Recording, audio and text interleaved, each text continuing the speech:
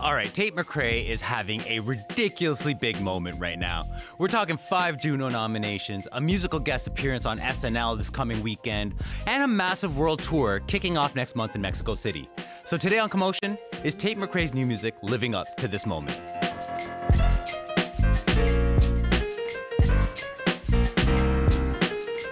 I'm Rad Simonpillai, sitting in for Elamin Abdelmahmoud. This is Commotion. Okay, so here's a song my teenage daughter had on repeat all weekend.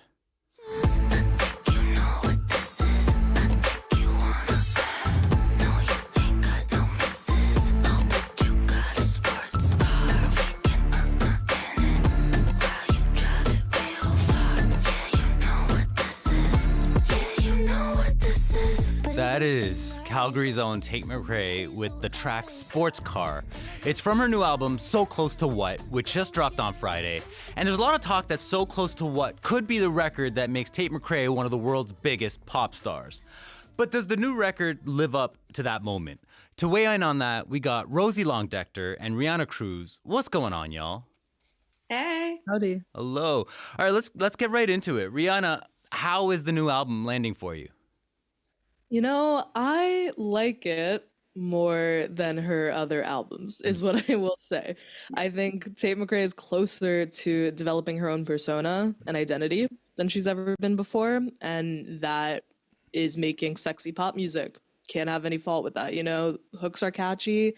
I think she's finally settling into what she wants to do as an artist, and the songwriting is it's catchy, it's intuitive, and I like that. You know, I like listening to a record and I'm like, this will be stuck in my head. I don't know if it's good songwriting per se, but it's catchy and I like that. Yeah, it did like kind of over the weekend listening to this just like seep into me by osmosis. And I'm just like, Exactly. I can't resist moving to it now. Rosie. Like walking around the crib and like hearing it in your head, like that vibe. Yeah, exactly. Well, Rosie, how are you feeling about it? Yeah, I think it's a strong pop record. I think, especially as kind of like a radio pop album, like I feel like were any of these songs to come on the radio, I'd be grooving along. I wouldn't be like, let's skip to the next one. I think pretty much the whole album has strong hooks throughout, which is hard to achieve on a pop album, you know? Normally you've got strong singles and kind of some deeper cuts that are not really cutting it. I do think that she really leans into nostalgia in her sound. You know, she's really looking back to the kind of like 2000s pop moment, Timbaland production style. She's working with Ryan Tedder, who is a super producer from that era. And I think the nostalgia starts to hurt her a little bit. I do find myself thinking about the songs she's referencing. Nelly Furtado's Promiscuous, you know, is a big one. And that sort of takes me out of maybe thinking more about actually what makes Tate stand out as a pop star. My favorite track, I really like the single Two Hands, which has a bit of a like jazzier beat and doesn't feel like it's just kind of a throwback to that era. But that was also the single that charted the worst of her singles. So maybe I'm out of touch. I don't know.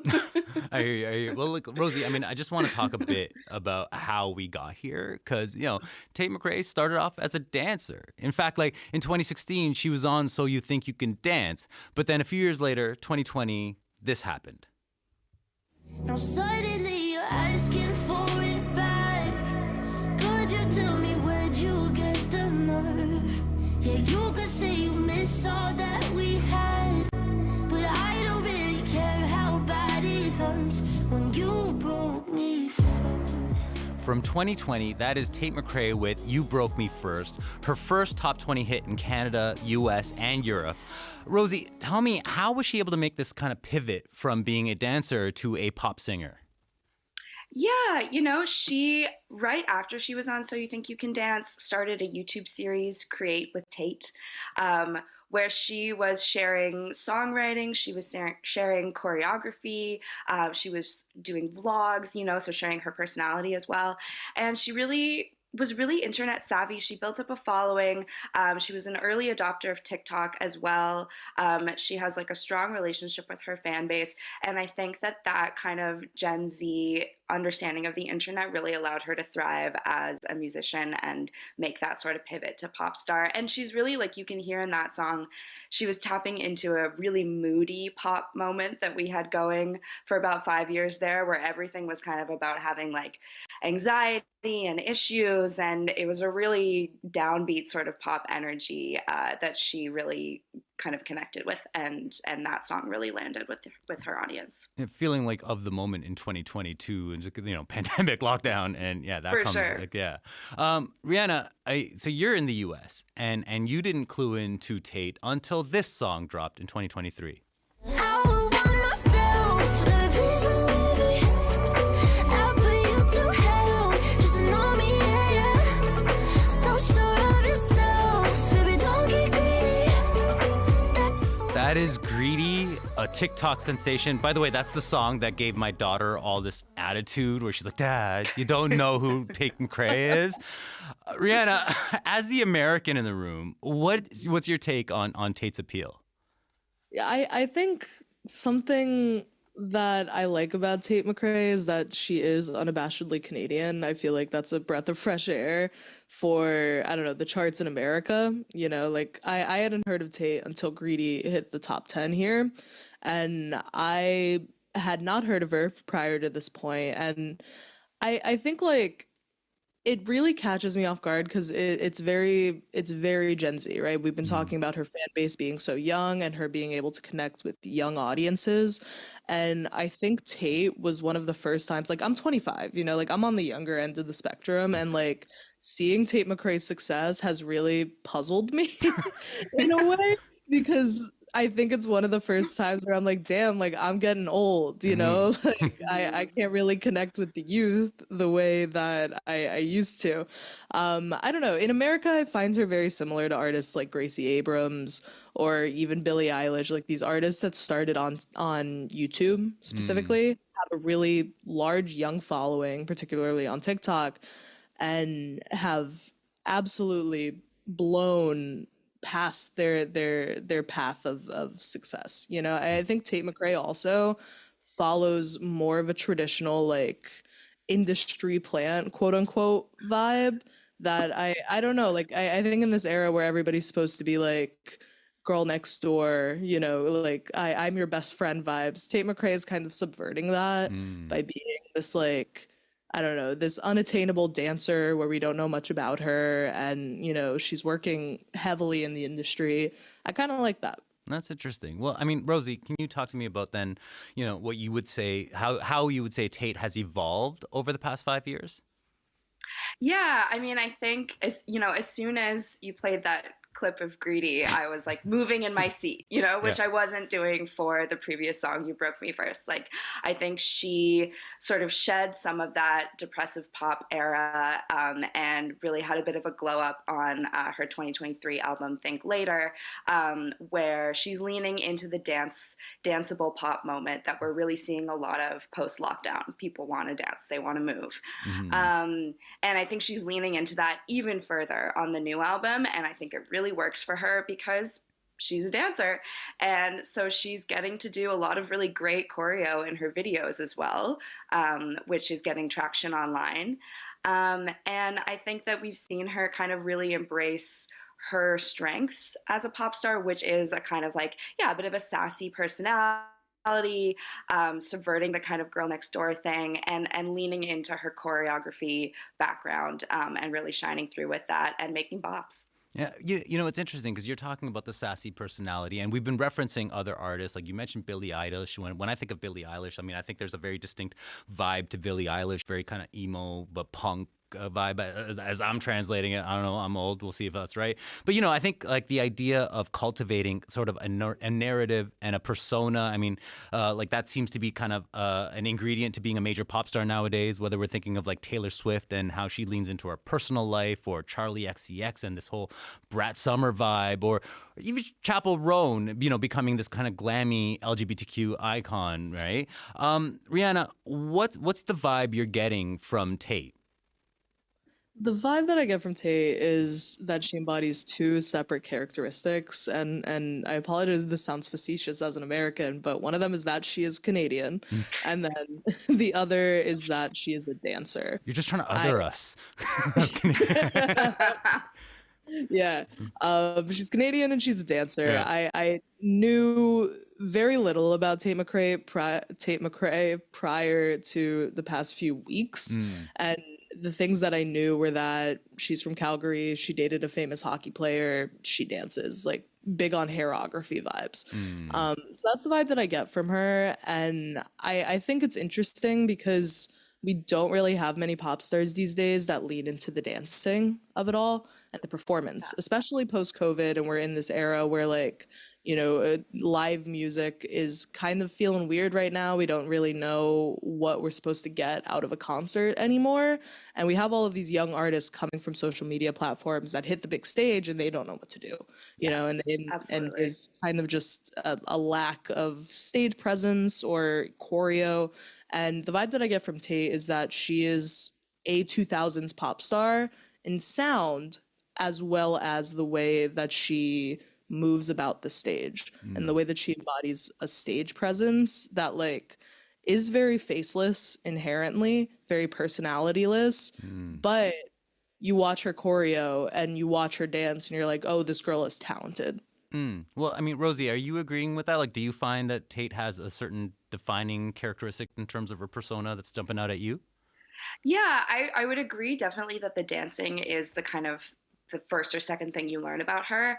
I think that she's still lacking for me a really defined persona that's going to take her to like the top of the charts, I think she's had like one top 10 hit on the American Hot 100.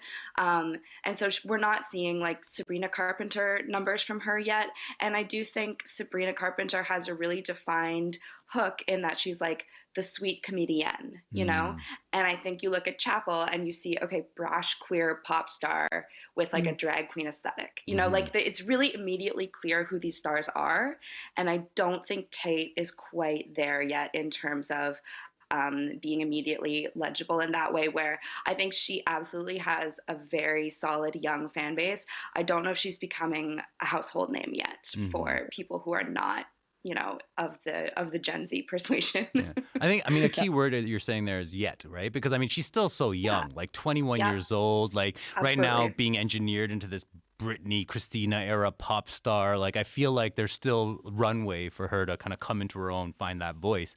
But Reanna, you mentioned this new album, So Close to What. By the way, So Close to What, it does feel like she's on the verge of getting somewhere, right? And but she knows it. Yeah, exactly. And I mean, you mentioned, Rosie, Reanna, that there's a strong 2000s vibe. But where does that situate Tate McRae in the 2025 pop conversation? I mean, there is a 20-year nostalgia cycle in pop music. We've seen it since the beginning of pop music. Every 20 years, we kind of harken back to past sounds, and it changes over time. And I think right now, in the 2025 pop landscape, like, Tate fits in perfectly because of these nostalgia cycles. And so when she's evoking Pussycat Dolls, or when she's evoking Danity Kane, or these like faceless mid 2000s pop era, like sexy pop vibes, that is very firmly of the moment. And I think like her music is very evocative in the sense that you listen to it and it reminds you of other songs you like. And I think for a lot of popular music right now, that's what they're going for. And in that regard, I think it's successful. Okay. Well, I mean, Rosie, we can't talk about this without talking about kind of the current tensions between Canada and the US, right? And how that's impacting Canadians' relationship with the pop culture that's coming out of this country. And so here we have a new album by one of Canada's biggest pop stars. Does that make Tate McRae like the right pop star for this moment? And just got a minute left, so let me know.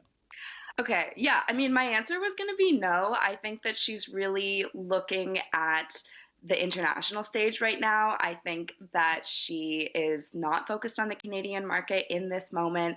She didn't come to the Junos last year. She's playing Lollapalooza in Brazil the night before the Junos this year. So unclear if she'll be able to make it. But, Reanna, hearing you talk just about how much Tate screams Canada to you, I'm like, okay, maybe she's our girl. I don't know. I mean, I don't know how much we need a pop star for this moment as well. I don't know that pop music can kind of like speak to the moment that we're seeing in the way that sometimes we desire it to. And I think Tate's goal is to give us bops, not to sort of solve an international crisis. And I'm here for the bops. Amazing. Listen, we got to leave it there. Y'all gave me so much to unpack as I keep listening to Sports Car. Thank you for being here. Of course. Happy to be here. Thank you. Rosie Decter is a freelance writer in Montreal. Reanna Cruz is a culture writer there in Los Angeles.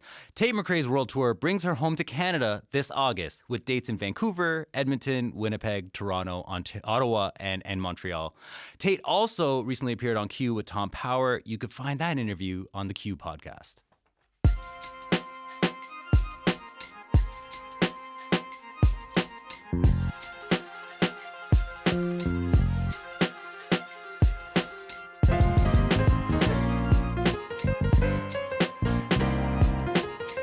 I'm Rad Simonpillai, sitting in for Elamin Abdelmahmoud. This is Commotion. So right now, Christie's, the art auction house, is hosting an event that's sparking a lot of intense debate. Okay, it's called Augmented Intelligence, and it's the first time a major art auction house is focusing on works created with AI. It includes pieces by digital artists like Sasha Stiles, Holly Herndon, and Matt Dryhurst. But other artists aren't happy about it. They've signed an open letter calling on Christie's to cancel the sale, and more than 6,000 supporters have signed it. Reid Southen was one of the people who started the petition, and Reid is a concept artist and illustrator, and he's joining me now. Hello, Reid. Hey, nice to meet you. Thanks for having me. Nice to meet you. Listen, I mean, I know that you worked on this upcoming Alien series, the Alien franchise, Alien Earth, and I wish I was talking to you about that. But once again, AI ruined the day. We got to talk about this. In the future, maybe. In the future, But talk to me, Reid, about what went through your mind when you first heard that Christie's was putting on this AI art auction. Mostly frustration and annoyance. Artists have been struggling because of AI for a couple of years now, and to sort of see Christie swooping in to profit off that technology is not a great feeling. And so it kind of, lit a fire under some of us to an extent that was already there, but it stoked the flames a bit. Mm-hmm. Well, what are you asking in this open letter that you're part of? Yeah, so we take issue with Christie's sort of supporting, normalizing, and profiting off of unethical generative AI practices and models.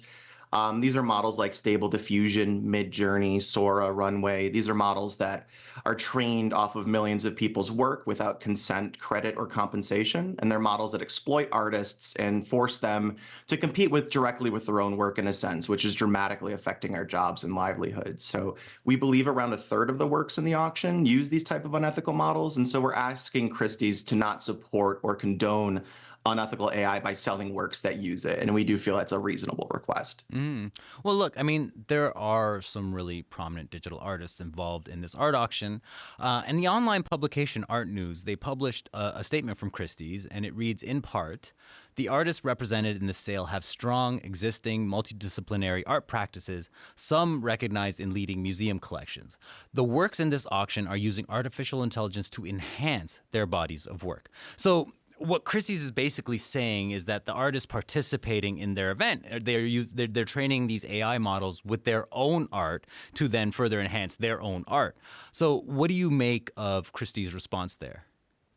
So in most circumstances, what they're referring to with that sort of training on your own work situation is it's referring to what's called fine tuning, where you use a foundational model that's trained off of millions or billions of images and essentially add like a focus onto it or a specialty on top to sort of zero in on a specific thing you're looking for, but it still requires all that underlying work.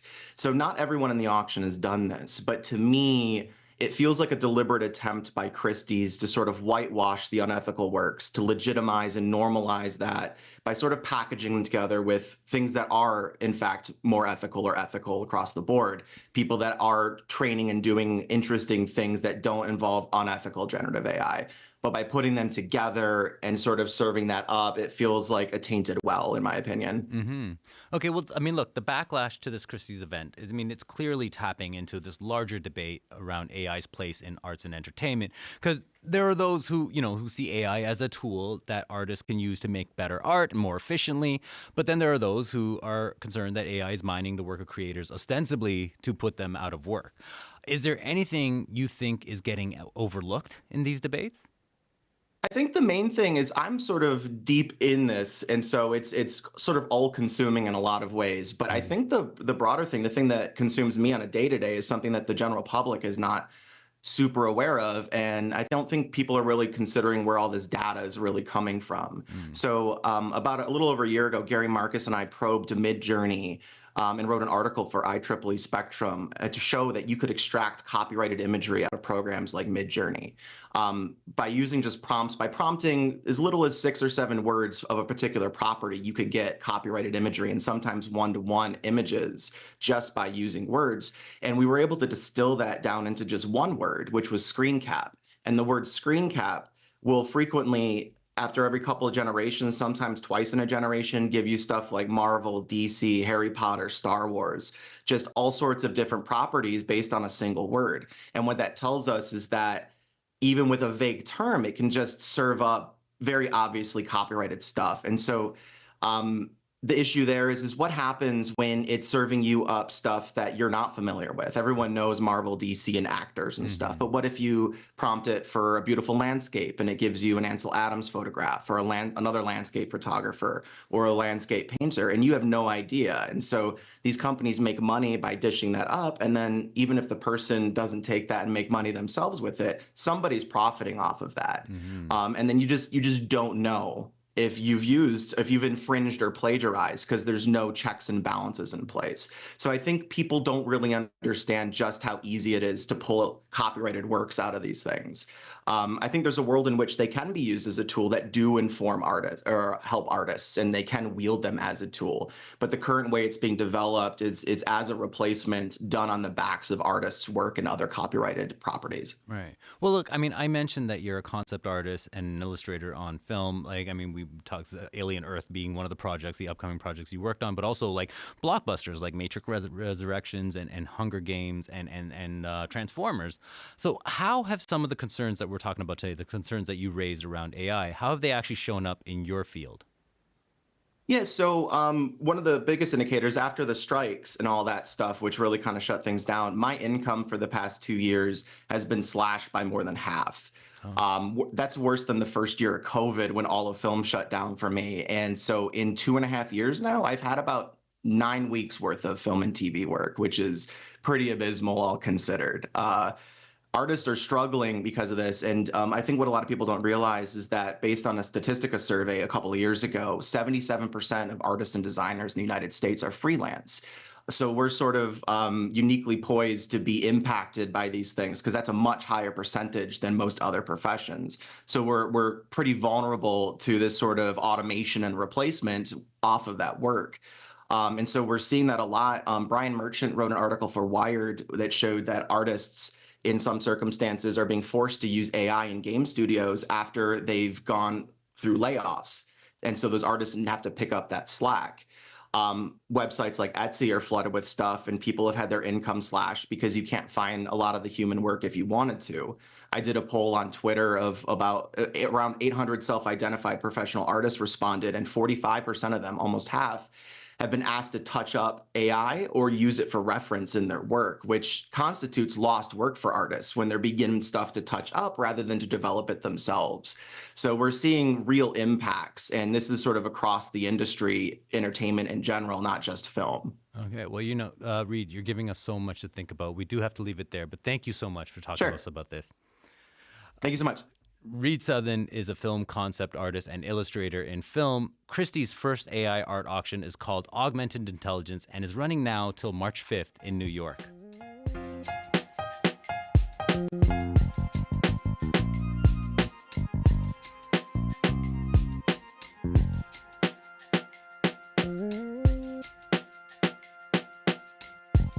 Before we go, wanted to make a quick mention of last night's SAG Awards, where the movie Conclave won the top prize, and Timothée Chalamet was the surprise winner for Best Actor for playing Bob Dylan in A Complete Unknown. For more on last night's winners, go to cbc.ca/entertainment. And that's it for the podcast today. I'm Rad Simonpillai, sitting in for Elamin Abdelmahmoud. This is Commotion. See you tomorrow.